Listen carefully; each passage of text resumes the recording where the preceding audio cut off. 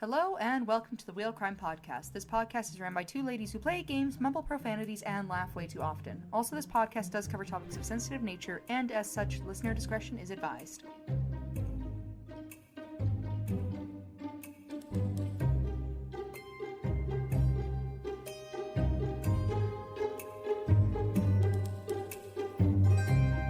Hello, and welcome back to the Wheel of Crime Podcast. My name is Jenn. My name is Emily. Welcome, everyone. Christmas is finally over. And Emily, aka the Grinch, couldn't be happier about it, could you? No, I really couldn't. Christmas is fine. I like the idea of a traditional Christmas and all that stuff, but like we talked about on one of our Christmas episodes, I don't know if I'll ever get on board with like the tacky consumerism aspect of Christmas, but that's also like every holiday, I'm pretty sure. Yeah, I think it is every holiday, for you at least. I kind of like the capitalism of it all, but I think I just like giving gifts, so that's probably that's just our a me entire thing. friendship, though. We are two people who, as much as we love each other, are just opposite enough that it works. For every ounce of Christmas that I hate is another ounce of Christmas that you love. Opposite, but equally mentally ill, I guess. Yes, just in mildly different ways. It's wonderful. Literally, if you hadn't started calling me when you did, I was about to get up and start cutting my own hair. Like, I was looking up a tutorial as you called me. You did this already during the pandemic. You cannot do it again because you did it and then you hated it and then you went and like had to get it fixed up by a hairdresser. You have the means. I imagine there's a hairdresser literally within 10 minutes of where you live. There is, but they're not open right now. They can't do it right now, and that's what I want. I want it like right now, you know? Like I'd have to book an appointment and then like think about it, whereas I could just do it right now. You know? You know what? Not saying you should, but I understand. Yeah, right? Because but here's the thing. The last time I felt an urge like that, I ended up piercing my own ears. I don't know if I could ever be in that mental headspace again, but good for you. You know what? We're going to slay 2025 with my mentally ill haircut. That's exactly how you need to welcome in the year. Is with a brand new self-done haircut. And me, I'm just going to be not doing that or giving myself more piercings because I've learned to suppress the urge. We'll see how I feel after this episode. I don't know. Maybe it'll have passed by then. I doubt it. But Yeah. we'll see. We'll see. We'll see. Well, shall we talk about our New Year's resolutions? Oh, God. I feel like every year that we've done New Year's resolutions, it's more or less the same thing where it's me being like, I don't believe in long-term goals. I just want to be happy. And you being like, you usually have some kind of goal, though. You know, I actually don't have... I think I just need to, like, sit down and actually think about it, but I haven't done that yet. I haven't, like, set any firm goals for this year. I think, like, 2023, 2024 were just, like, kind of hard years, and I'm just trying to be like, I just need to like be good for a minute, you know, like just chill, like be okay with like not being like my most productive self. And I'm really trying to like not just work all the time anymore and like actually learn how to fucking relax. It's crazy.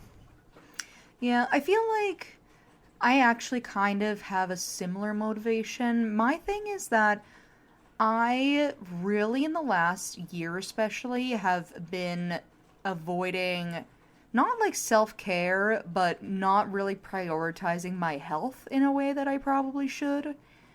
So I kind of want to try to be more inclusive that way and kind of put more time into my own health, and developing some healthy habits would be nice.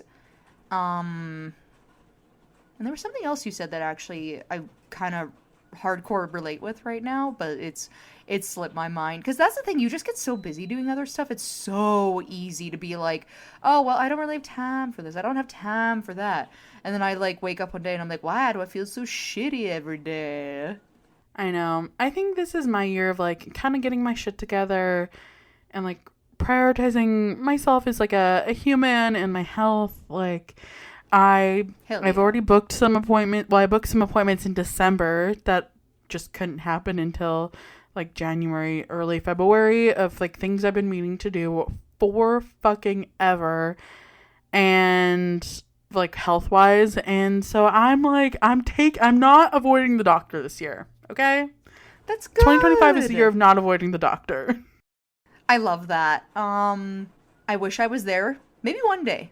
My first thing is more, I'm going to work on habits, and then Yeah. maybe my feet will one day take me to the doctor's office. We'll see. I might get a little silly one day. Who But knows? no, I remember what the other thing you said that reminded me of something else. I also wouldn't mind maybe putting more time into some sort of constructive skill. Like, That's a good one. like and like not to say I haven't in like other ways, but I feel like a lot of the time that I put in my free time is like towards reading and video games, which aren't necessarily skills. Hobbies. They're consumptive hobbies, right? Like it's something that you do, and then once you're done it, you're done with it, and you can put it down or whatever.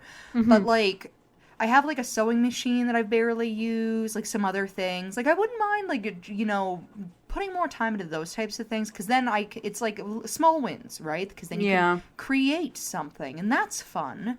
Yeah, I started getting into my crochet era late 2024, I guess. So we'll see where that takes me this year, if I actually manage to like figure out how to be good at that. Yep.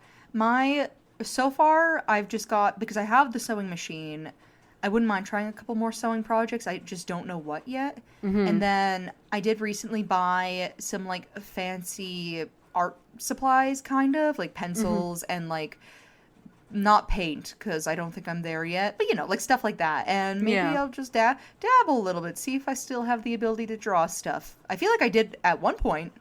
Not anymore. I really want to get into watercolor painting. I feel like that would be a good like easy in, you know?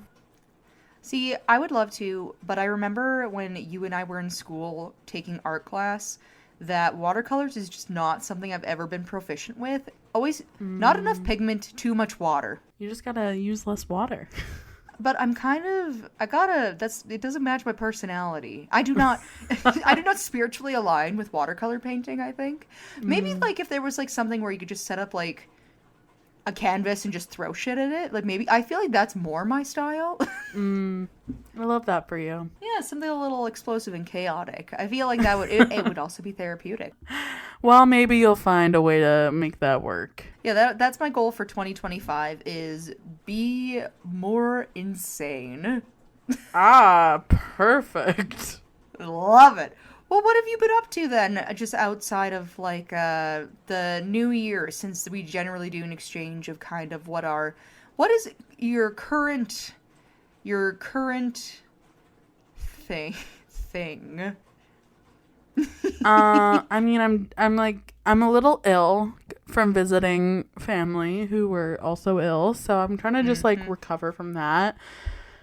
Sorry if I sound congested in advance. I don't know. I'm just trying to vibe. I feel like I really need to figure out how to like be a regular person and not get tunnel vision into like work projects and be okay with not always being busy. That's my vibe right now. Is being okay That's fair. with like chillness and like not feeling like when I'm not working on something I'm doing something wrong, you know? Yeah, I think that's fair. My current thing outside of the acknowledging that I work a lot and pretty much just that, I did not reach my reading goal for Nope. 2024, but I've decided that I'm okay with it because sometimes you have time to invest in certain types of activities and sometimes you don't. But I will say that I really do think that there needs to be an app where it doesn't just include like books you've read, but like if you consume other content that are like stories, like movies or TV shows or video games, that you should be able to log those too as like a reading sort of thing. Because I feel like in a way it counts. I mean, there's like separate apps for like all of those things, but I don't know if there's like an app for all of them. Like I use Letterboxd to log all my movies And how Yeah. many did I can't even remember how many I watched. I want to look. Because I played a So, lot of video games this last year, which I feel like is why I didn't reach my reading goal. yeah, that's fair. Okay, hold on. Moment of truth. Okay, what is your guess for how many movies I watched in 2024? 543. Okay, let's be realistic. I am being realistic. No, go lower. Fine. 271. It was 218. Of course it was. See, but that's what I mean, though. You can't be mad about not reading enough books because it's not like you weren't investing that time into another source that is, in a way, a form of storytelling. Yeah, it's true. I'm setting my reading goal for 2025 to 1. I can read at least one. I can read at least one book. See, I'm cutting mine in half. I had 30 as my one this year, and I'm bringing it to 15, I think. But, like, also, here's the thing. For video games, because there's not, like, an app that I have. If there is one, please write in, guys, or, say something so that I can download it. But I haven't seen anything about video games specifically. It's more like you just know what you've played, and then you look into how many hours you've played and stuff. And there's, like, been a few games where I put, like, 100 hours into it.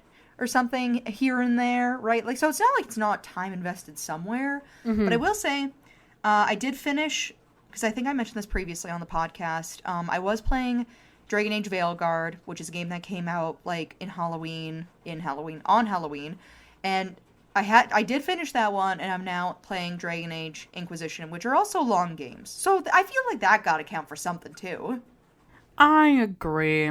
I don't know, man. I think it is. Like the reading goal, I want to prioritize reading more, but like just this last year I couldn't. I just didn't have the mental space for it. I don't know. I feel like I had a really hard time with books in 2024 because I would like start something and then just like not be in the right headspace for it and then just like put it down. So I started like literally like 30 books that I got like half to a quarter of the way through and like never finished. So I didn't log any of them because I'm like, well, I didn't finish this. Yeah, right. There is an app I think called Fable, where you can do books and TV shows and movies, and you can also include books that you DNF'd. Yeah. I will eventually finish them because I liked a lot of them, but I just like wasn't in the right space, you know? That's fair. That's fair and valid. And you're allowed to feel those feelings, my friend. Yeah. All right. Well, should we get into our Wheel of Questions for our New Year's episode today? Yeah. Take it away,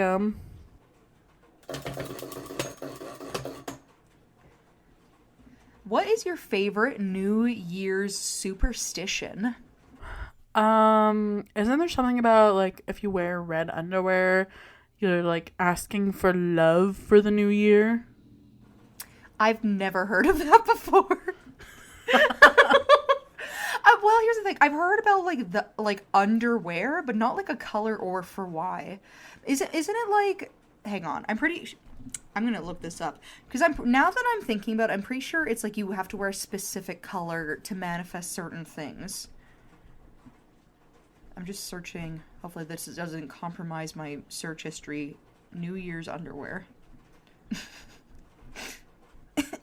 Okay, wearing red underwear on New Year's Eve is a tradition in many cultures and is believed to bring good luck, love, and success in the coming year.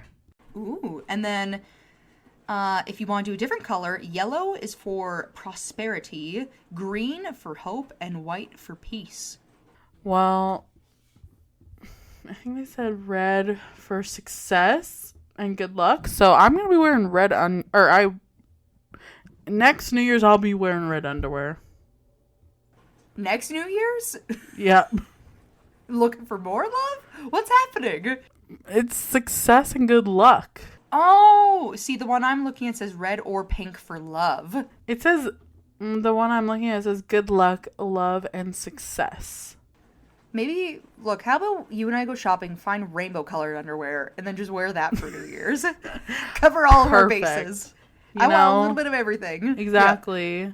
Gotta hedge your bets. See, my favorite superstition is one that I actually saw for the first time like a couple of years ago, which is you sit under a table and you buy red grapes, you go sit under a table, and then on at the countdown for New Year's, you shove as many grapes as you can into your mouth. And apparently it means that you'll find love for the next year, depending on how many grapes you can fit in your mouth or something. I love that. I would search that up, but I feel like that's going to bring many, many results of many different kinds. Yeah. Is that your favorite, the grapes? Yeah, it is, because it just feels like it. Here's my thing. I feel like a good superstition is something that is just convincing enough where you're like, oh, like, you know what, I need a little bit of that. Maybe I should try it. But just a little bit silly, you know? Yeah. Like, a little bit of delusion, but a little bit of silliness. Like, that for me makes a really good superstition. I agree with that. Yeah. All right. Let's spin for our next question.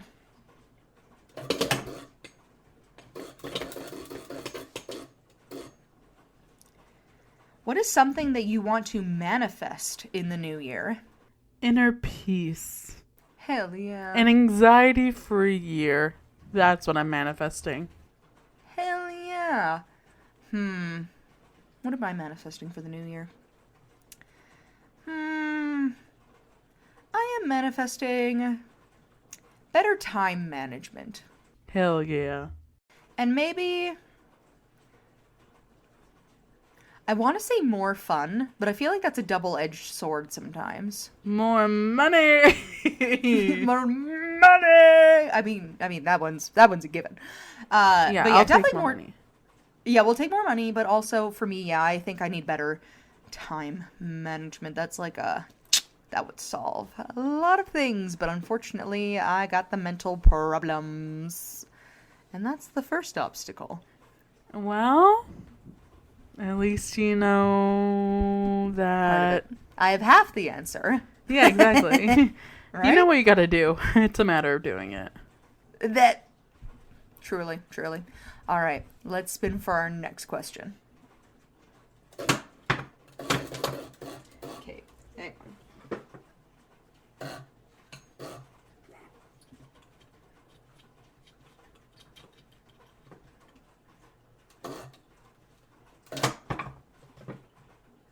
I don't understand. Sorry. Maybe I'll manifest a new wheel for the new year. I don't understand. What is happening? You know what? Fuck it. I'm also manifesting a new wheel. But this wheel has us saying, do you have any specific New Year's traditions? Not particularly. New Year's is kind of weird for me since it's like also my birthday. Yeah. So it's like very muddied with the holiday, which isn't like my favorite, but it kind of just is what it is at this point. Yeah. So since it's my birthday, feeling sad is my tradition. But like, what about, because I feel like traditions are usually started with like your family, and then maybe when you like move out, and like, is there anything like other than, yeah, I know you have your yearly cry on New Year's / your birthday. I already knew that. We all already knew that. But like, is there anything else specifically that you do? Like, honestly, my yearly cry is the only consistent thing. Which is so sad. That's not true. We do the countdown. We like to watch the New Year, the New York ball drop. It's true. I do like watching the New York ball drop. Sure. Crying and watching the New York ball drop. Those are my two things. Sometimes, what about you? Simultaneously. Well, my favorite New Year's tradition is visiting you, because we do that pretty much every year, except for this year, unfortunately, because apparently having New Year's fall on a Tuesday is not beneficial to anybody's schedule. No. And then, what else do I do for New Year's? I feel like that's pretty much it. My tradition has just always been chilling with you. Aww. Because even like when my family did New Year's, it would be like at my house, but then you would be there too.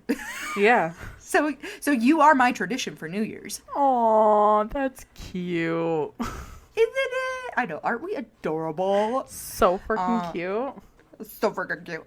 Let's spin for our last question. All right, spin away, Em.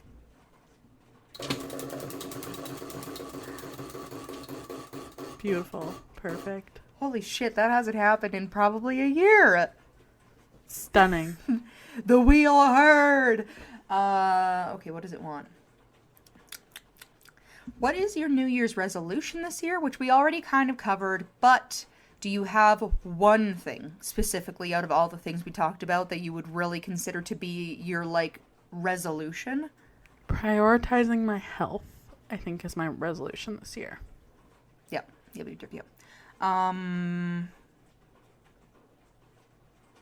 I feel like mine's pretty much the same thing. Better health. In not just physical health. All of the health. Mental health as well. I'm lumping that one in Emotional health, spiritual health. Anything all and the everything, healths. I'll take it. All of the health.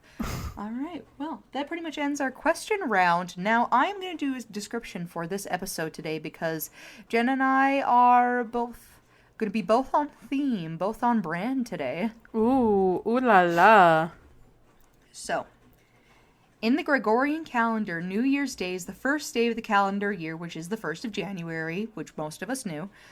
Most solar calendars, like the Gregorian or the Julian calendar, begin the year regularly at or near the north winter solstice, while cultures and religions that observe a lunar solar or lunar calendar celebrate their lunar new year at less fixed points relative to the solar year. In pre-Christian Rome, under the Julian calendar, the day was dedicated to Janus, the god of gateways and beginnings, to whom January is also named after, and from Roman times until the middle of the 18th century, the New Year was celebrated at various stages and in various parts of Christian Europe on the 25th of December, on March 1st, on March 25th, or on the movable feast of Easter. In the present day, with most countries now using the Gregorian calendar as their civil calendar, the 1st of January, according to the Gregorian calendar, is among the most celebrated of public holidays around the world, often observed with the fireworks at the stroke of midnight following New Year's Eve, as the New Year starts at each time zone. Other global New Year's Day traditions include making New Year's resolutions and calling one's friends and family to say hello. Aw, how sweet. Adorable. And yeah, I feel like most of that we already knew, but it's interesting to think about, though, that the world was at one point basically on two different calendar systems, but it's just all kind of moved to the one. Consolidated. Yeah. All right, well, Jen, would you like to lead us with your story today, since I took up the bulk of the Christmas episodes for going first? Sure. Yeah, so for my story today, I'm going to kind of keep on theme with what I was doing for Christmas. And today we're going to talk about a woman who was born on January 1st. And it's not you. And it's not me. Or is it? Huh. All right, let's hear it. I'm curious. You've got So my today, attention. we're talking about Nur Mazna binti Ismail, who was born on January 1st, 1956 in Perlis, Malaysia. So please excuse my pronunciations. I'll do my best, but I'm just a girl. Yep, same and also understood. So she started singing and dancing at a very young age and eventually adopted the stage name Mona Fandey. She released her debut album titled Diana in 1987, and we know that Mona was married and had a daughter, but eventually she divorced her first husband and remarried to a man named Mohammed Noor Afandi Abdul Rahman, and with him she had 2 sons. Mohammed endorsed her and funded her career, and he helped her book several TV appearances. However, her career never quite took off the way that she wanted. Mm-hmm. After her singing career really cooled down to ice temperature, not really much happening there, Mona and Mohammed turned to practicing witchcraft, which is an interesting backup plan. I guess as one does, you do one thing when that's no longer a thing, you just move on to witchcraft. I feel like that's the natural progression of things. Clearly. Clearly. So Mona took it so far as to become a Malaysian shaman and traditional medicine practitioner. So she was like full in on this thing. She was like, yeah. I'm going to be a shaman. And that's how it is. Well, I mean, good for her for waking up one day and knowing her path. Exactly. So she is said to have attracted high-profile clients, including politicians from Malaysia. So Malaysian shamans and traditional medicine practitioners often claimed to act as intermediaries for supernatural spirits and gods. They were traditionally popular with the rich and famous, including local politicians seeking an advantage over their rivals at election times. By providing services to wealthy clients, Mona was able to fund a very luxurious lifestyle of staying in 5-star hotels and owning several expensive cars, as well as purchasing several mansions throughout Malaysia. In 1993, Mona and Muhammad were approached by Mazlan Idris, a politician who was eyeing up the position of what the English translation is chief minister. Okay. At the time. So the couple agreed to help him and promised him a talisman, supposedly owned by the first president of Indonesia. And they were going to give him this talisman, which was going to help him in his political run for chief minister for 2.5 million Malaysian ringgit. 2.5 million Malaysian ringgits. But he was like, I only got 500,000 Malaysian ringgits right now, but I'll give you 10 land titles as a guarantee for the rest of the money. I'm good for it. Okay. So on July 2nd, 1993, after withdrawing almost 300,000 Malaysian ringgits from various banks, Mazlan was reported missing after meeting Mona. Soon afterwards, Mona was reported to have gone on a shopping spree where she bought a new Mercedes-Benz and also bought a new cell phone, gold jewelry, sofas, kitchen cabinets, a TV, and a video recorder. All items were paid for in cash. And on July 15th, 1993, Mona checked herself into the hospital for plastic surgery on her face, forehead, and nose. So girlie was going all out. She was like, I'm going to treat myself to everything. Yeah, to a whole new life, basically. Yeah, she was slaying that. Mm-hmm, so on July 13th, 1993, kind of unrelated, Mona and Muhammad's assistant, Juraimi Hassan, was arrested for an unrelated drug consumption offense. Soon after Juraimi was questioned by police, Mazlan's dismembered and partially skinned body was mysteriously discovered by Royal Malaysia Police, buried 6 feet deep in a pit covered with cement on a property owned by Mazlan on July 22nd, 1993. Partially skinned. Hey, we're gonna get into it. Cool, because I was like, that's one thing to be, buried under cement, all that. I feel like as far as crimes go, that's pretty on brand. The partially skinning that's a twist. Oh yeah, it's for sure a twist. So his body was dismembered into 18 parts and buried in this hole in the storeroom of his unfinished house. Police also found an altar and statues of deities, as well as knives and an axe at the scene. On August 2nd, 1993, Mona, Muhammad, and Juraimi were charged with the murder of Mazlan Idris and remanded in custody. In the aftermath of Mazlan's murder, Mona was also suspected by police to have been linked to other unrelated serious crimes, such as involvement in the disappearance of 5 housemaids who worked for her at various times during the late 1980s.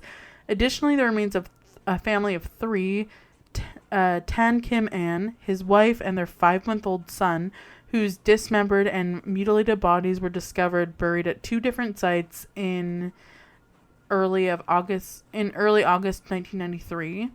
They were identified as former followers of Mona who had also mysteriously disappeared a couple of years earlier. Mm-hmm. So, news reporters at the scene of Maslan's crime scene spotted Mohammed being taken away in a police car, and it was later revealed that he owned the plots of lands where the bodies were discovered. So authorities believe the victims were offered as human sacrifices as part of a witchcraft ritual.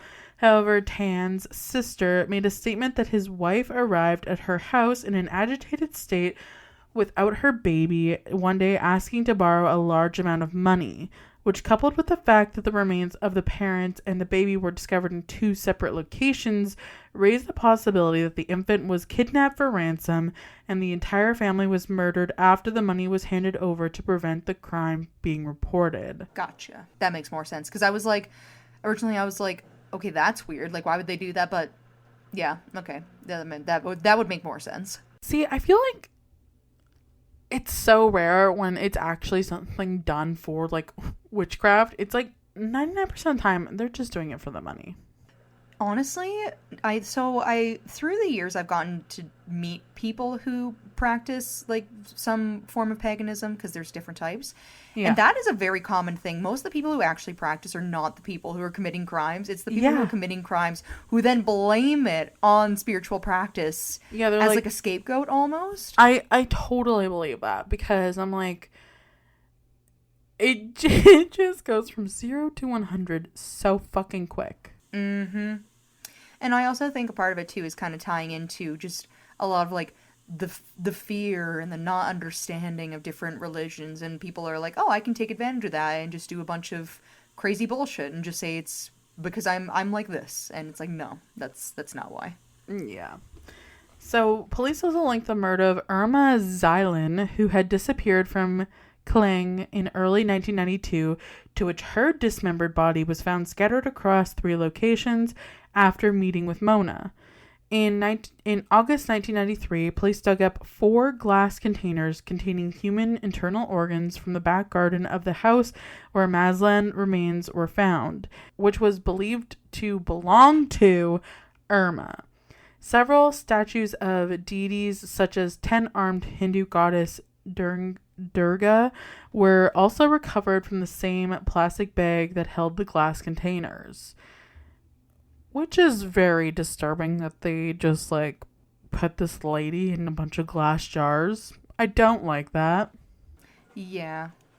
No, this is bordering more on mental illness, and I don't know if you're going to get into this at all, but it does remind me a lot of a different case you did where I think the person ended up being diagnosed with spiritual psychosis. It's like they're so deep into their own head and believing that they're receiving signs about that they should do certain things for whatever reason. So I don't know if that's the direction this is going, but it feels very similar. It feels very on brand for this story.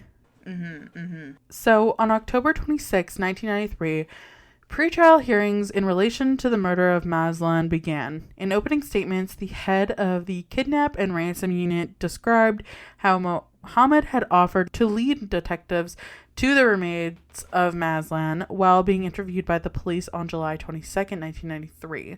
They agreed. The officers were led to a house where, after ordering the padlocked door of a storeroom to be opened, he then indicated an area of the cement floor for the team to start digging. An hour later, body parts were discovered at the depth of about 5 feet, and subsequent investigation of dental records proved the remains to be those of Maslan. The chief inspector also gave evidence of the couple's assistant, Jeremy, had informed the police that a body was buried in the same house, and they had drawn a sketch map of the house with locations marked on it for where the body was and where Maslan was actually murdered. The autopsy on Maslan's body confirmed that the neck was severed with a sharp weapon that caused the victim to die instantly from combination of catastrophic blood loss and the immediate stopping of vital organs, such as his heart. The autopsy also confirmed that at the time of death was some point between July 2nd and 8th. It also revealed that Maslin's head was cut off by 3 strikes to his neck bone, possibly an axe. There was no defensive wounds on the body, which the expert witness believed was in a lying position on the ground when the fatal blows were struck. As well as the body having been chopped into 18 different parts, almost all of the toenails had been pulled out of the victims, or had been pulled out, and the victim's testicles were missing. Take my testicles, but please leave my toenails. Is all I'm gonna say. Oh my god, like... For the love of God, please leave my toenails. That's, like, anything to do with, like, sure... Here's the thing, like, genital stuff, I'm like, I feel like that's a given a lot of the times with this sort of thing. But like, the toenails, that's not necessary. You would not ever need toenails for a ritual. I'm pretty sure. Especially after you've chopped my head off, like, why do you also need my toenails? Just leave them alone. Yeah, like, you have what you need. Leave me alone. Oh my God. I'm dead. Leave my fucking toenails in place, please. Awful, terrible. I don't want them in little glass jars scattered around some rando's house. Yeah, but you've done the part. Like, I'm dead. Leave me alone. We need to stop. Like, immediately go to jail. That's my opinion. Oh, immediately. So, on September 12th, 1994, the trio's trial for capital murder of Maslin began at the High Court in front of a 7-person jury. Mona, Muhammad, and Jeremy all pled not guilty to the charge. Which is crazy considering, like, 2 of them have already, like, been like, yeah, that right there is where it happened. Yeah. Like, hello? You're not guilty. How? I don't know. Maybe it's delusion. They're like, nah. I genuinely don't understand. We've been so good at covering up our tracks. They can't blame it on us. We literally told them it was us, but, like, also I'm not guilty. Okay, sure. Again, screaming mental illness a little bit. So, giving evidence for the prosecution, employees from 2 different banks confirmed Maslin had cashed personal checks worth a total of 289,000 Malaysian ringgits from 3 different banks branches on the last day he was seen alive.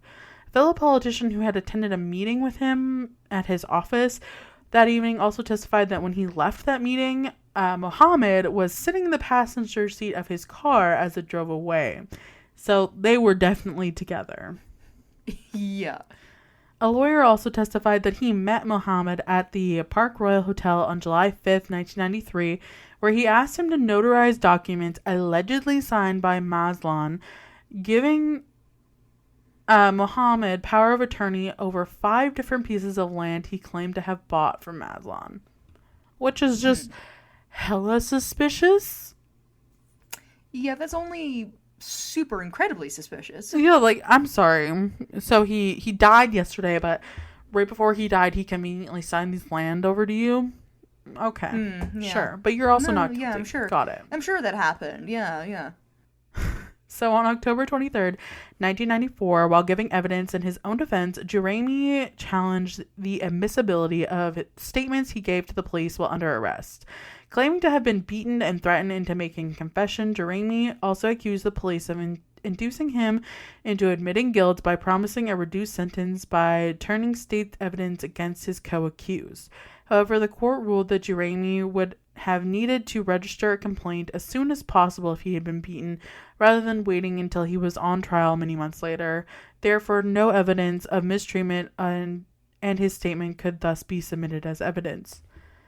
Which I feel like is BS, because I'm sure Mans actually was beaten, but yeah, I don't know. So I don't necessarily agree with that, because I feel like he probably was mistreated and that should have been considered, but alas, it was not. So, similarly, while giving evidence in her own defense on November 16th, 1994, Mona claimed to have been mistreated during her interrogation by officers in July 1993, alleging that officers pressed down on her stitches from recent plastic surgery to inflict pain on her. While Mona claimed that she was given 3 blank sheets of paper per day to sign while in custody, detectives asserted that she had willingly signed all 33 pages of her cautioned statement after she finished recording it. After deliberation, the court ruled that she also had given all statements voluntarily and allowed them to be admitted as evidence. And again, I have conflicted feelings, but we'll move on. Mm-hmm. Yeah. So later, while taking the stand in his own defense, Jeremy admitted to beheading Maslon with an axe at around 10 p.m. on July 2nd, 1993, in the house where the victim's body was discovered. Jeremy asserted that he was acting under orders from Muhammad, who had then instructed him to dismember the body and bury the remains. According to Jeremy, Maslon arrived at the house on the night in question with Mona and Muhammad to attend an occult ritual. Changing into a sarong, Maslon laid down in the candlelit bathroom where Mona placed an orchid on his forehead and told him to close his eyes and wait for a mysterious voice to ask him how much money he wanted to appear. Honestly, if it works, I'm gonna try it. I was gonna say, I got the orchid. What else do I need? What are the next steps? Please tell. What comes next? Oh, no. I think murder comes next, but who's to say? I'm pretty sure it's murder. Yeah. I could be wrong. Yeah. Hopefully I'm wrong. Maybe but it's a big bang of money. I don't really know. strongly feel like murder happens next. Yeah. So when Maslon fell asleep, Muhammad ordered Jeremy to kill him. Then Mona and Muhammad took a shower in another bathroom to wash off the blood. Muhammad also took the stand at trial and denied planning the murder in advance or ordering Jeremy to kill him. He claimed that while he and Mona were giving Maslon a flower bath to cleanse him of bad luck, Jeremy barged in unexpectedly and chopped his head off with an axe, which is the most fucking insane assertion ever. Like, can you imagine just like you're like in there giving someone a flower bath and your assistant fucking barges in and just chops someone's head off? I'm sure that didn't happen, but it makes me think, like, in what world did they think that was believable? Like, that's insane. So, according to Muhammad, he and Mona then fled the scene in such terror and in such a state of shock that they did not think to inform the police about what they witnessed. Under cross-examination, Muhammad admitted that while he claimed to be too traumatized to stop at any of the 10 police stations he passed on his way to the Plaza Hotel, he had recovered significantly to forge the signature of Maslon on the documents and attempted to fraudulently transfer ownership of the victim's land when he had a meeting with a lawyer the next morning. Mona refused the chance to give testimony or be cross-examined. However, she did read a prepared statement from the dock where she denied all involvement in Maslon's murder. The deputy public prosecutor rebutted her pleas of innocence by pointing out that she did not report the crime to authorities and instead went on a wild shopping spree just days afterward. In summing up the case for the jury, the trial judge said that although there was no direct evidence against the accused, there was circumstantial evidence that all three were involved in the murder. Throughout the trial, Mona exhibited eccentric behavior, including appearing cheerful, constantly smiling, and posing for press photographers. She dressed extravagantly every day with bright and colorful designs on her dress, at one point exclaiming, looks like I have many fans." Observers later remarked that Mona had finally received the spotlight that she had craved her entire life, with her demeanor more comparable to a celebrity arriving at a movie premiere than a criminal defendant being escorted into court by prison officers. On February 9th, 1995, Mona, Muhammad, and Jeremy were all found guilty as charged and sentenced to death by hanging for the murder of Maslon. In the early hours of November 2nd, 2001, Mona, Muhammad, and Jeremy were hung while in prison, and the prison official said that the trio expressed no remorse at the pre-dawn execution. It was reported that during her execution, Mona uttered the words, "I will never die," and was still calm and smiling. Freaky. See, I don't like that, because it's like, clearly there were some additional factors of mental illness tied into this. But like the way that ends off kind of gives me goosebumps a little. I don't like that. Yeah, I don't like it either. See, I feel conflicted because I'm fully like, Muhammad and Mona are fully complicit in this whole thing. Their Oh, assistant, 100%. I'm unsure. Apparently he was like much younger too, so I feel like that's also a factor. That's my thing. I'm like for them to, of course, but as soon as you start like looking at the assistant stuff, I'm like, how much of this was them manipulating him? And probably also like being like, he probably didn't have a lot of money and needed this job, or like Exactly. Yeah. there's like, always other other factors. things too. I know, and that's kind of where I get hung up. Where I'm like, I don't know. But Mona, creepy as hell. Oh, that is so freaky. Especially like, but that's what I mean by about like the mental illness part. As soon as you were like, and then she's like showing up for these court dates, treating herself as if she's like a celebrity. I'm like, it's either she's delusional and needed help, or she's just unhinged enough and is fully aware of what she's done and is just that freaky. Which, like, that's the part that gets me, where I'm like, oh my god, like, I'm that is so fucking scared right now. Literally, I'm like, oh, that is a frightening person. Literally. Yeah, don't love that. But it is what it is. So that's my tale for you today. Wonderful. Mine is a complete 180 from your story, basically. Per Complete usual. 180, 360, whatever the opposite is. I don't know how numbers work. But I decided that for our episode, since New Year's Day is very festive, in a way, I'm going to tell you because I don't have a description prepared for this story specifically, because I wasn't too sure how to go about it. It's got an entertainment element.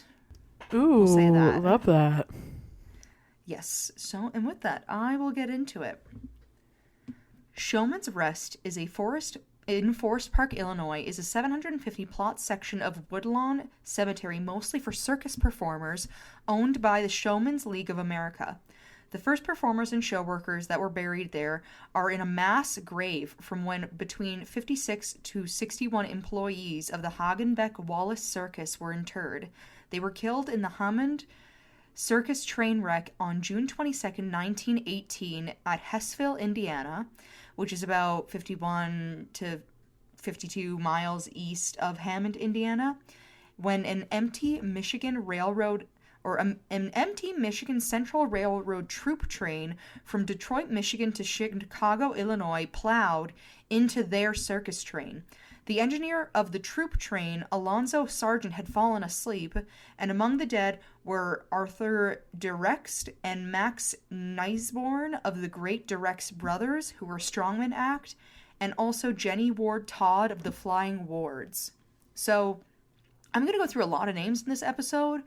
These were all super popular, well-known circus performers of the era. Right. Not as well known now, but so yeah, I love that there's another gathered, Jenn represented. Right? And if you gathered by entertainment, I meant we're going to talk about circus people today. The creepiest circus people, so buckle up. Whoa! Love it. Right? So, the Showman's League of America was formed in 1913 with Buffalo Bill Cody as its first president, and had recently selected and purchased the burial land in Woodlawn Cemetery at the intersection of Cermak Road and Des Plaines Avenue in Forest Park, Illinois, for its members. Services were held 5 days after the train wreck, and the identity of many victims of the wreck, however, were unknown. So most likely people who were just employed to do the physical labor of setting up the circus. Right. So most of the markers note an unidentified male or female, and some are marked only with nicknames such as Four-Horse Driver, Baldy, or Smiley. The Showman's Rest section of... If someone marked my grave as Baldy, I think I would kill myself again. In spirit, you'd haunt them. But that's the thing, though, too, that there were enough people who worked for the circus who were also buried in this mass grave where they just literally did not know anything about them but their nicknames, too. How It's sad. kind of spooky, also. Yeah, it's, like, sad. And it's also, like, those people have families who might know of some guy named Baldy buried there, but not knowing that that's, like, their uncle or something, right? Yeah, or just, like, never knowing what happened to their dad. Exactly. And fully relatable if I had a bad nickname, having that on my tombstone. Unless I, like, lovingly went by the nickname. Don't do that shit. Mm-mm. No way. The Showman's Rest section of Woodlawn Cemetery is still used for burials of deceased showmen who are said to be performing now at the biggest of the big tops, and a Memorial Day service is held at Woodlawn Cemetery every year. Other Showman's Rests include one at Mount Olivet Cemetery, Hugo, Oklahoma. Hugo is a winter circus home which calls itself Circus City, USA, and in Miami, Florida, the largest Showman's Rest is at the Southern Memorial Park, where large elephant and lion statues flank hundreds of markers commemorating circus greats and not so greats. Tampa, Florida's Showman's Rest is located at the Greater Tampa Showman's Association near downtown. So that's a part of a deep dive I did, because while Showman's Rest, the one I first talked about from the Hagenbeck wreck, is kind of like the most well-known because of the accident that kind of led to there being a mass grave there. I never really considered that there would be cemeteries dedicated specifically to circus performers in multiple areas of the country. I can honestly say I also never considered that being a thing, but it's interesting that there is, and that they still, like, use it. For, like, people who passed today who are involved in the circus industry. Yeah, I never would have thought about it. So, I'm going to talk a little bit more about the Hagenbeck-Wallace circus wreck that happened, and then we'll get into some of the performers, and some kind of other notorious names and fixtures around these cemeteries. Cool. So the wreck that I talked about, the one that kind of was the one that led to the mass grave. Right. So that is specifically the one I'm talking about. There's 2 Hagenbeck Company wrecks, but only one of them has a mass grave. I mean, I guess lots of wrecks in the circus industry from the early 1900s when people didn't even need to give their real names to work there, I guess.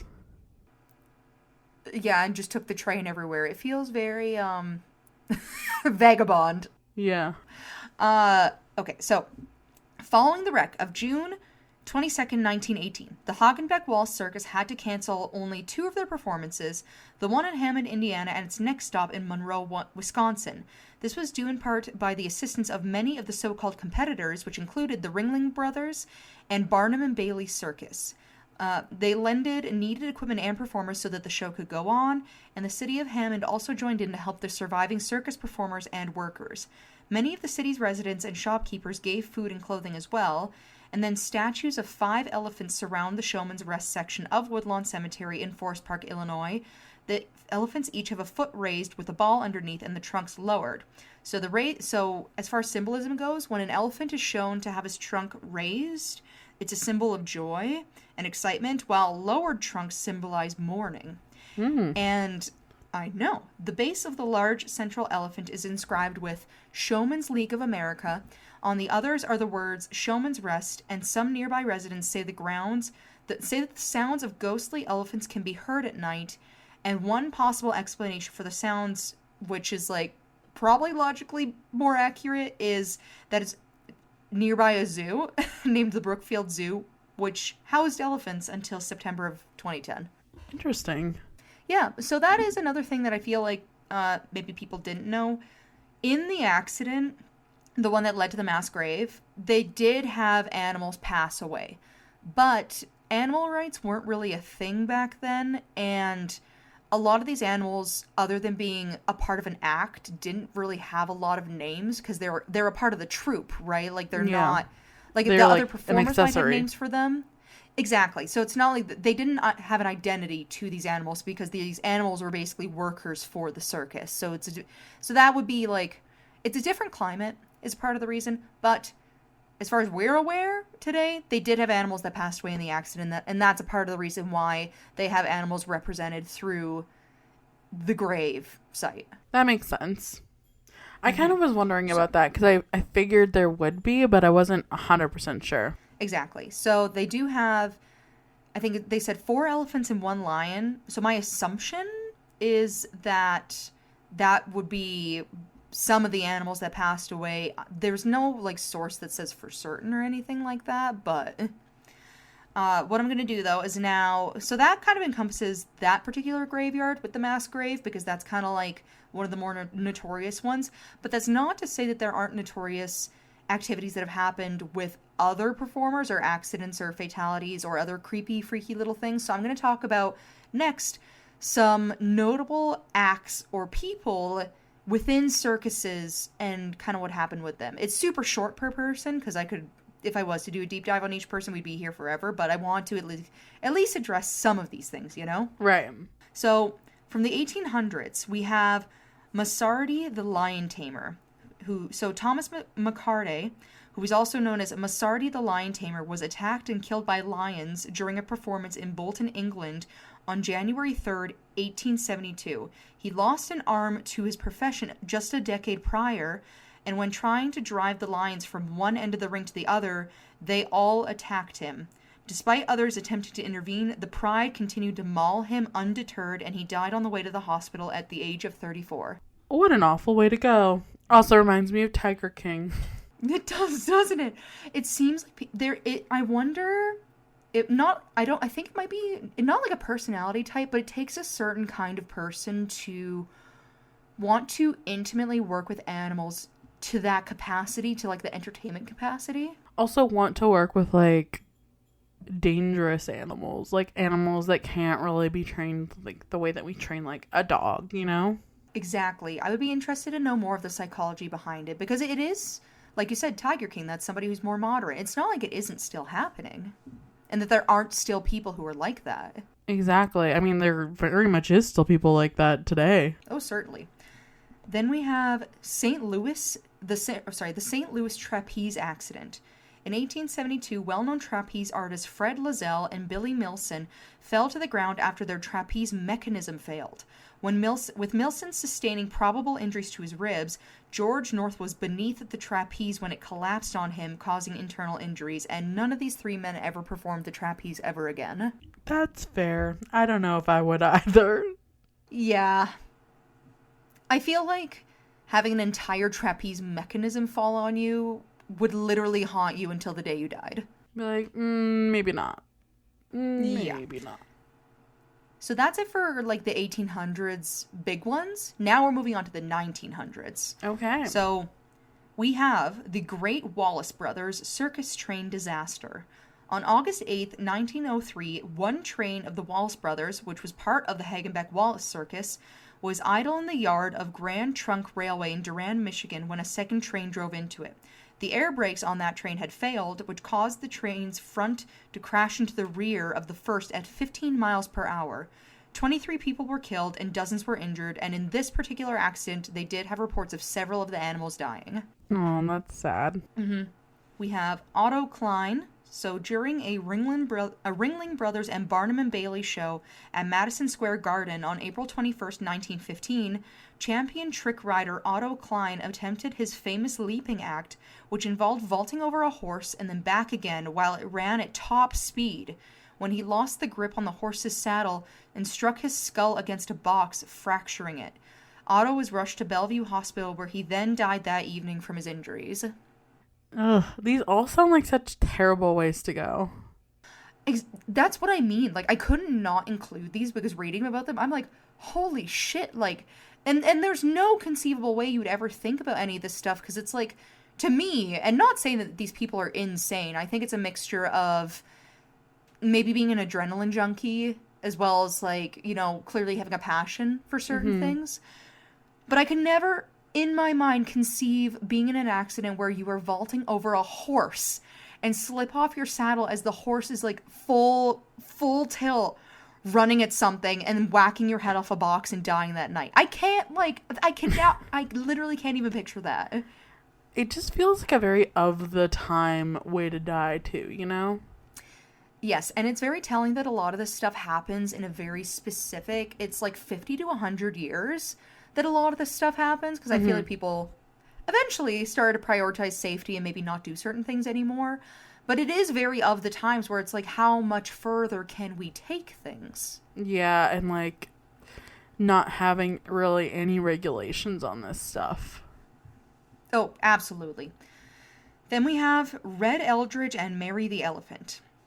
During the Sparks World famous show, Walter Red Eldridge was tasked with riding an elephant, Big Mary, to a pond where she could drink.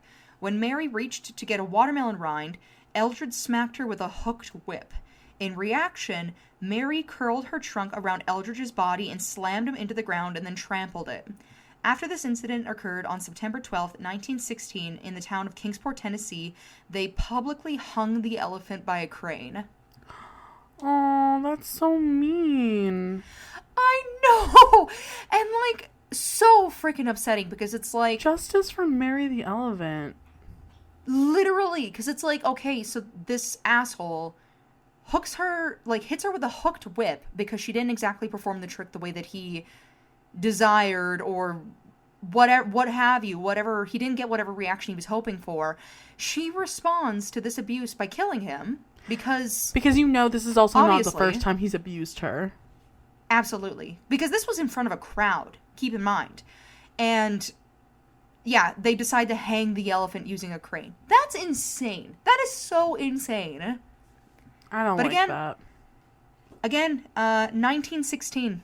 You know, like, just so different than what, like, obviously today we have, I feel like, more empathy towards animals in general. But justice for Mary the elephant. I feel sad for her now. Fuck that. I know! And just, like, unbelievable. I've never even heard of that before. And when I read it, it's just such a mixture of just, like, anger and sadness. Yeah. That's insane. Mm-hmm. I'm pissed. Oh, I know. You'll be pissed for a while. I'm still mad. Forever. And it's been like a week since I made my notes.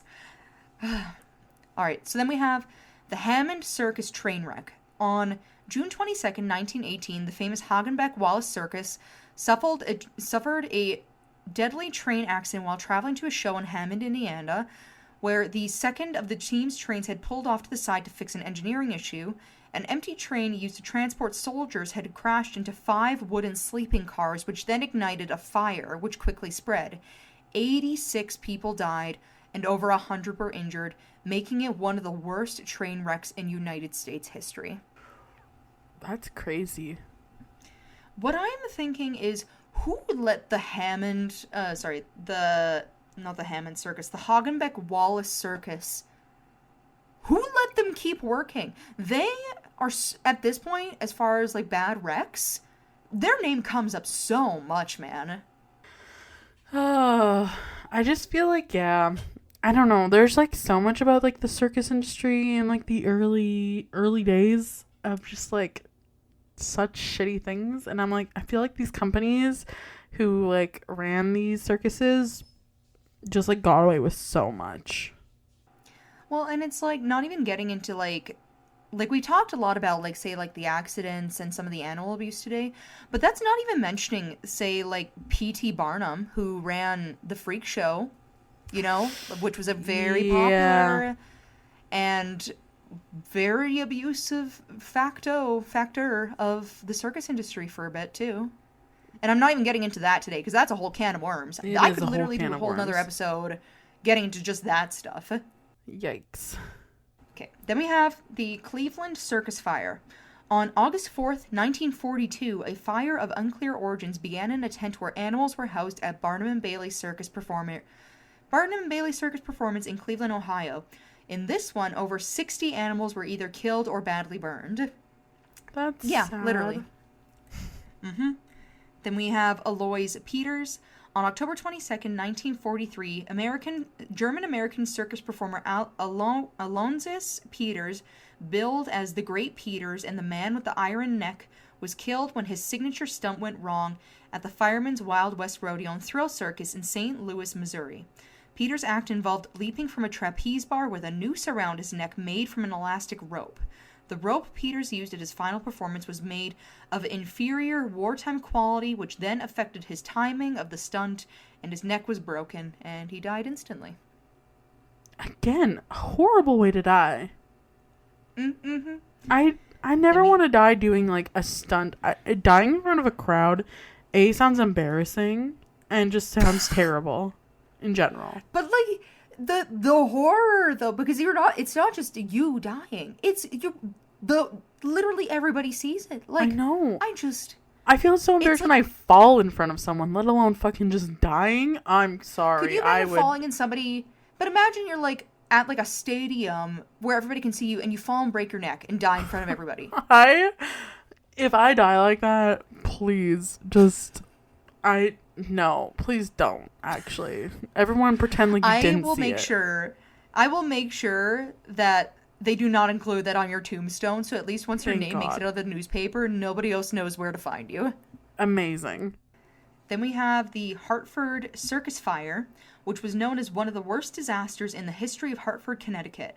A fire of unknown cause would erupt during a Barnum and Bailey circus performance, and unable to get the fire under control, and with the animal cages blocking the exits of the circus, the thousands of attendees panicked and stampeded. In Oh, the end, God. several staff members were convicted of negligence, while many survivors suffered physical and mental trauma, and 167 people died of Holy trampling. shit. Trampling and fire. Awesome. See, all these ones where they're like, unknown reason for the fire. I want to know why. You know? Is it some Given bitches fighting and like someone starts a fire? See, I honestly think it has to do with quality and probably just bad decisions, like putting a lantern near flammable substances, like dumb shit like that. Like, I really do feel like that's a big part of it. But I could be wrong. Who's to say? Who is to say? Then we have the Niteroli, which that's a Brazilian word, so I know I haven't pronounced it right. I'm very sorry. Circus fire, which is the worst fire disaster in Brazilian history, and it occurred in Niteroli on December 17th, 1961. The flames consumed the nylon tent during a trapeze act and sent the crowd into a panic. In this one, though, police suspected arson because 503 people died while 800 more were injured. Oh, shit. And in the 60s, too. That's like fairly recent. Yeah, and we're getting there. All these ones are starting to happen a little closer to today's world. Just keep in mind about that. Because then we have the Flying Wallendas. During a performance of the Great Flying Wallendas in Detroit, Michigan on January 30th, 1962, 2 of the 7 Wallendas who were performing a pyramid formation on a high wire fell to their deaths. The others survived by hanging onto the wire, but suffered fairly serious injuries. Yeesh. Then we have Bangalore Circus Fire, which is the tent of the Venus Circle in Bangalore, India, caught fire on February 8th, 1981. The cause remains unknown, but the fire spread quickly across the tent, which then came crashing down onto the crowd of about 4,000 people. Those who didn't survive were either burned or trampled to death, and the disaster claimed 92 lives and injured 300. That's insane. Being trampled to death is like my worst nightmare. And, like, honestly, I remember, this would have been a couple years ago, but I was watching it was a part of a documentary where a girl was talking about an experience that she had at a concert, and it was not even that long ago. It was like a boy band concert, so sometime between the 90s, 2000s, 2010s. Was it Travis But Scott? I have no idea, but it was a trampling event, and she talks about her experience, and she's like, it's one of the most terrifying things because here you are at this event, and you're elbow to elbow, shoulder to shoulder with everybody around you, and then you fall and nobody sees you, and just there's people putting their full body weight stepping on you, and nobody can hear you because she was trampled Oh, that's and like was in the horrifying. hospital from this. And she talks about it, and honestly, it's not even something you really think about, but then all of a sudden, but like when you do think about it, you're like, that's terrifying. Like, nobody hears you, nobody notices that you're there, nobody can bend down to pick you up because everybody's shoulder to shoulder, and that's it. Like, you're basically getting suffocated to death. But Your like, bones are getting broken. part of me wonders, as like a person, I think would be able to differentiate like stepping on the floor versus stepping on someone. She talks about that, and she said that, or no, sorry, it wasn't her. In this, they interviewed somebody who was an attendee at the concert but didn't get trampled. They couldn't tell because there was such a panic. They literally were just like, it's like almost like they said it was kind of the feeling like, they said you weren't a person anymore. It's like you were water. and you just go wherever the water takes you. You can't feel what's under your feet. You literally can barely feel the people around you. You're just getting pushed somewhere and you don't know what's going on. That's horrifying. Seriously though, right? Like, I can't. But we could get into it, but I gotta keep going. So then we have Oscar Garcia, where on June 11th, 1989, Oscar Garcia was performing on a revolving wheel at Busch Stadium in St. Louis, Missouri, when he lost his balance and fell 25 feet, which is 7.6 meters, to the ground, where he then dislocated his left wrist and broke his right elbow, but he survived. God, off easy compared to the rest of these guys. Right? And then lastly, I got some guys from the 2000s. Ooh. Eva Garcia, who during a performance at the Hippodrome Circus in Great Yarmouth, England, 38-year-old aerial performer Eva Garcia lost her grip and fell 30 feet, 9.1 meters to the ground after starting her act, and then died from her injuries on August 8th of 2003. Yeesh. Desi Espana. In St. Paul, Minnesota, 32-year-old Barnum and Bailey circus performer Desi Espana fell 30 feet, 9.1 meters to her death when a scarf loosened as she was twirling on aerial silks. The show, which took place on May 22nd, 2004, continued despite her accident. Ooh, that seems like it's in poor taste. Very much in poor taste.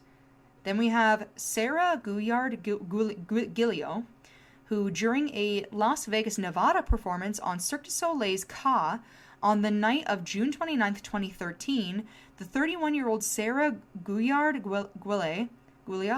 fell 94 feet, 29 meters, head first to her death after she was hoisted up too quickly, which then caused the safety wire to detach.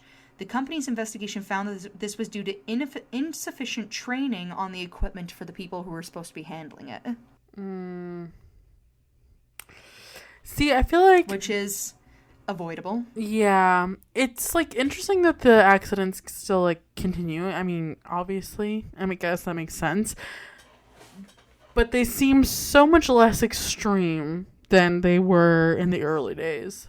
Yeah, it's really clear to see a trend that the early ones, it's, like, a lot of fire, a lot of train accidents, a lot of mass deaths. The more recent ones are more so due to either an unfortunate accident or like a malfunction in the equipment. Yeah, like something related to that. But I have noticed that it seems like a lot of the more recent ones, like starting from the 80s and moving to today, a lot of women doing aerials of some variety, which is very unfortunate. And I got my last one here for you. So, okay. The Providence Hair Hangers. During an act where performers hang by their hair in a formation that is like a human chandelier, the metal frame from which they were hanging detached and caused the performers to fall 25 to 40 feet. They fell onto at least one other performer below, which then caused 11 people in total to be rushed to the hospital. They all survived. The Occupational Safety and Health Administration conducted an investigation into the incident, and they found that the carabiner was in fine condition but failed due to overloading the mechanism. And I don't have a year for this one, but it's within the last, 10 years from what I saw. Hair hangers? They hung from their hair? Yeah. It's a type of act that's called a tension act. Other examples of that type of act are also people who hang by hooks in their skin. That's another variety of this type of performance. Yeah, it's a thing. I don't know how people do it. It's a little spooky for me. But yeah, they were hanging by their hair. Ooh. And here's my thing, though. This is another super avoidable thing, though. Because it's like, things, especially nowadays, in the last, 10, 20 years, everything comes with a load-bearing or safety rating. If anybody's familiar with, anything that's, kind of mechanical, when you buy something, it includes a form. If you're buying, say, something that's, a commercial product, or if you're buying whatever from a company, it comes with a form saying, what the load-bearing is on it. And they put all this weight onto, a single carabiner. And we're like, yeah, that's good. Yeah. That's just, full-on, negligence from whoever's running the act. Oh, 100%. But yeah, that brings me to the end of my mildly entertaining, mostly sad and upsetting New Year's story for you. Cool. Well, I'm just gonna go cry about Mary the Elephant. Me too. I've been crying. I cried for a week. Now we all get to cry about Mary the Elephant because that won't never stop being sad. Amazing. Well, read our end credits then, Em. Sounds good. So, if you liked today's episode, or at least like us and think we're cool, make sure to leave us a review on wherever you're listening to podcasts. That is greatly appreciated. We also have our website, which is www.wheelofcrime.com if you want to check us out on there. We have our social media, which is Facebook, Twitter, Instagram, and TikTok, all at Wheel of Crime. We have our Patreon, which is Wheel of Crime at Patreon. And we have our email, which is wheelofcrime@gmail.com if you would like to message into the show for any reason. And lastly, we do have our listener story forum still open, as it is a permanent fixture of the show now. So if you listen to any of our episodes and you're like, hot diggity dog, I have a story for you guys, or I know a thing or two, feel free to write in a listener story. We do them semi-regularly now throughout the year. And if you'd like a feature on our next episode, feel free to write in. We keep them pretty open. We don't do like specific themes really. So have at her, see what happens. Exactly, and that's it. That's all. And we'll see you next week for another new episode. Okay, bye. Bye.